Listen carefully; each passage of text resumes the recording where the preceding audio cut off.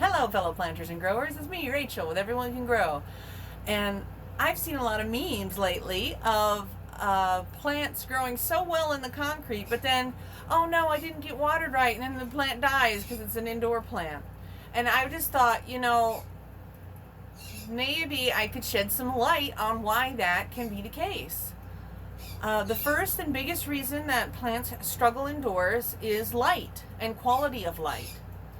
So outdoors, when plants are in full sun, part shade, and even filtered shade, where it filters through leaves or what have you, plants are getting UV light, ultraviolet, UVA, and UVB radiation. And although I'm not sure what exactly UVA and UVB radiation do for plants, I guarantee you it's doing something.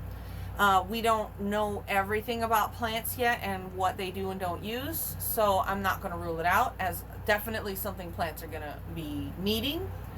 And the thing about UVA and UVB radiation is that when it filters through glass, so it won't pass through glass, so even if you have your plants in a window, they're still not receiving that type of light or that type of radiation. And UVB radiation is what animals use, including us, to produce vitamin D, and that is how we digest calcium. That's why animals like bearded dragons need a UVB bulb if you're going to keep a bearded dragon. And same with turtles and other shelled animals. It's important to make sure they're getting enough UVB so they can get enough calcium to grow their bones and grow their shells, etc. And with plants, they also need ultraviolet light. And ultraviolet, I'm not sure if it can pass through glass. I'd have to double check my source on that.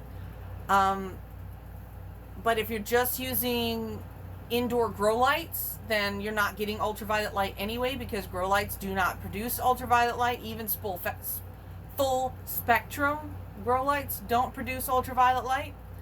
So it's kind of like putting your plant on a diet where it doesn't have a lot of food, and that's why plants grow so much slower indoors. And that's why plants that fruit, say if you're trying to grow tomatoes indoors, they will fruit smaller and less fruit because of less food, and their food is light, so they're not getting quite the quality of light they need.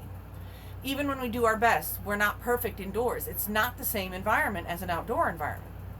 And then should something happen to your plant, say under or over watering or a lack of humidity, certain plants would react to too much humidity, but most indoor houses will have humidity of 50% or less. 30 to 50% I think is the most common amount of humidity indoors due to heaters and air conditioners and things like that. And if your plants aren't getting their other needs met, like they go underwater, overwater, and they do that kind of cycle back and forth, or even just underwatered all the time or overwatered, they're not able to heal as fast because they're not eating as much and not getting as much of their nutrition. Because when they're not producing sugars and energy, they're not able to uptake nutrients as quickly, and that slows down their growth. It also slows down their ability to heal and adapt to quick changes in their environment. So those are some of the biggest reasons plants fail indoors, or plants seem to be very picky or touchy indoors. Ficus is a great genus example of plants that just don't want to take a lot of stress, and they don't like changing environments. Another problem with growing plants indoors that can make them seem more picky is the fact that we as human beings move the plants around. We limit their root growth by putting them in pots, and the truth is, with a lot of plants, they would prefer to grow their roots first before they grow their greens. Before they actually grow above ground, they will work on their nutrient epicenter, which is their roots. They want to be able to take up as much nutrients as they can. Some plants do like to be pot bound, and why they say they like to be pot bound is because that means in their natural habitat they would have had rocky soil or shallow soil where they wouldn't have had a lot of room to put roots out. So they have to bind their roots up around things because that's just, they're going to keep trying to search for nutrients. Plants don't really like anything. They are plants. We're just using that's just how us as humans are able to relate to plants. Another reason plants don't do as well indoors is plants in natural habitats have spent generations of sexual reproduction reseeding themselves into those locations. So every generation the plant gets better and better and better at living in that habitat, in the environment that they're adapting to. And indoor plants have not had that opportunity. Most indoor plants are taken from, say, India or South America or Africa, and they're cloned instead of sexually propagated, where you're taking seeds and generationally growing these plants to a specific environment. Now, you could do this for your house, which works best with annual crops like tomato, peppers, carrots, food crops, because they have a short life cycle and they reproduce quickly and freely. So long as you act as pollinator and pollinate the plants yourself, you could generationally adapt plants to your location indoors, to a specific type of grow light, specific amount of humidity. Just keep whichever ones grow the biggest, whichever ones grow the best and the best fruit or whatever have you. It's the same thing that we've done with hundreds of plants for thousands of years. So you could absolutely do that for indoors, and no one's really taken the time out to do that. And because there is a absolute plethora of different indoor environments, and almost every indoor environment is going to be unique. They're all different from each other. It does make it harder to find or sexually reproduce plants to the indoor environment. Although, like I said, there are some things that are generally the same, like 50% or less humidity. You're not going to have the UVA UVB light. You may not have ultraviolet, and you can count on those things.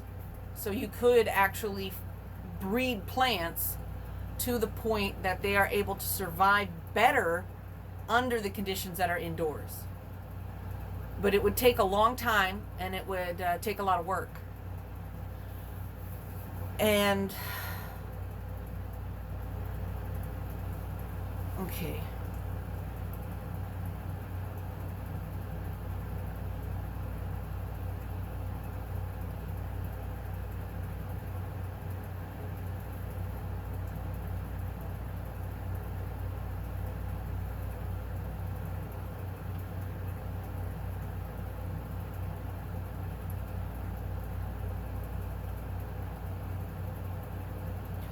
Well, I think that's about it.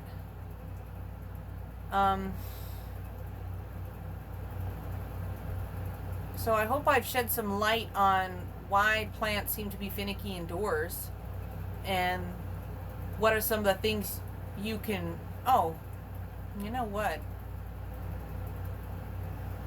I forgot to mention. There are a few things you can do to help your plants along indoors. You can build a little humidity tent to help raise your humidity for ones that need it. Things like succulents aren't going to care about humidity, so you don't need it. You can experiment with various grow lights and various LEDs. I use regular LED lights at 5,000K to 6,500K, 100-watt equivalent bulbs, individual bulbs, or I use T5 tubes. And I also have shop light tubes, which are LED tubes, and they are 5,000K. So I have several different lights, and I try to get them at the lowest possible point without starting to see cell damage, which will look like sunburn, the same kind of, which will be brown crisping leaves, brown edges, and things like that. So long as I'm not seeing that in my plants, I will lower the lights as much as I can to give them the most amount of the photosynthetic active radiation, or PAR, that those lights can give my plants. Indoor gardeners have already figured out that about 500 PAR is full sun, as if it were outdoors, which is kind of difficult to really compare, in my opinion, because outdoors is so much more intense and you get so many other things that you just do not get from a grow light. It doesn't mean you can't grow things indoors. It doesn't mean you can't be successful growing plants indoors. People have been growing plants indoors for a long time without knowing any of this. It's just, I thought it would be nice to shed light on, maybe why plants are struggling and get you thinking in the right direction to best support your plants indoors. I do hope that this, identify plants. So another really important thing you can do is learn to identify your plant. Figure out what it is.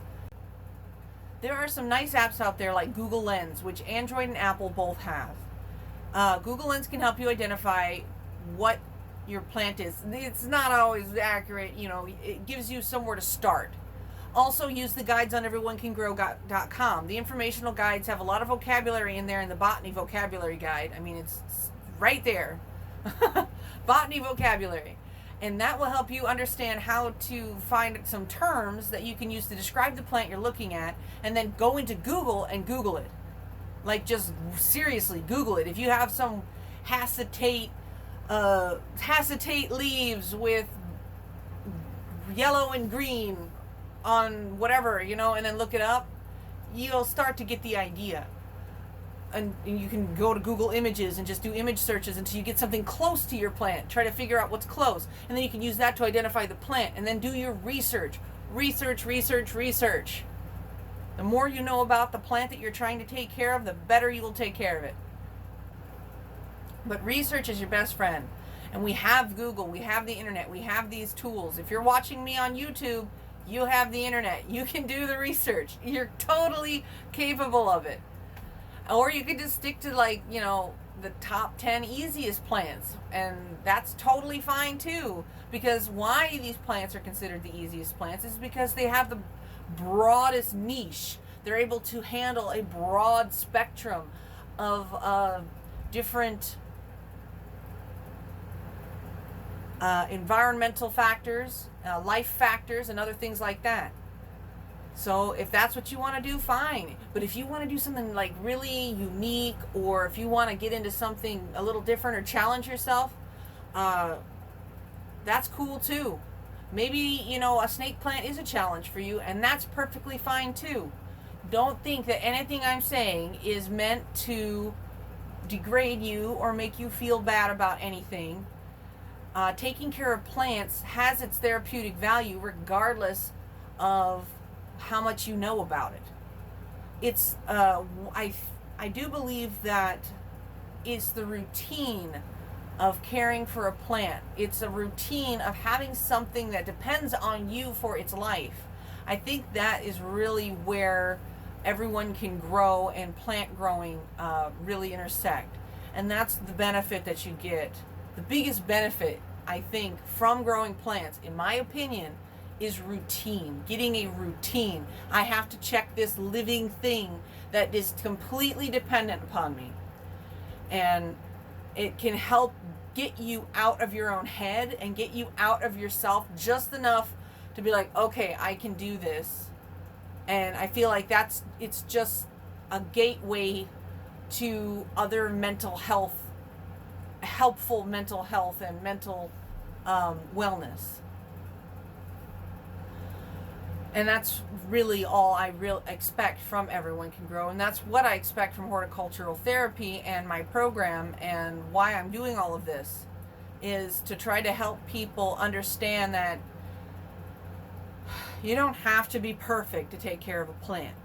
There's definitely things you can do to make your plants grow bigger and better and be happier.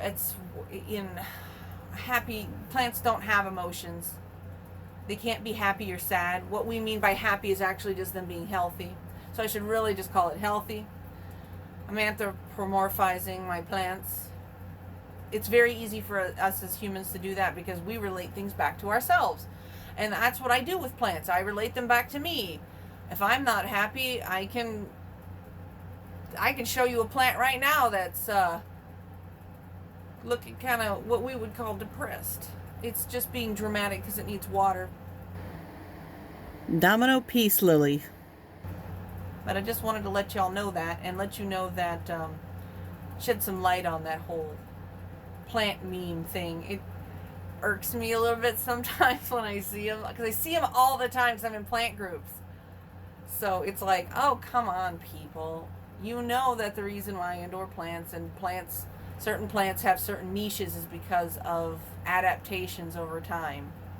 So it just, to me, it breeds ignorance to do that. But I'd rather people be like, yes, I can do this. And I understand that these are challenges that I'm going to have to face for doing this. And it's worth it. I want you guys to think growing plants is worth it because they're, besides the psychological value of tending, there's physiological and psychological values in getting the clean oxygen, lower dust in the air, more balanced humidity. If you have enough plants, you do have to have the study, okay, I can't remember exactly what the numbers are anymore. It's been a while. It's in my research paper, which I can try to link to this video.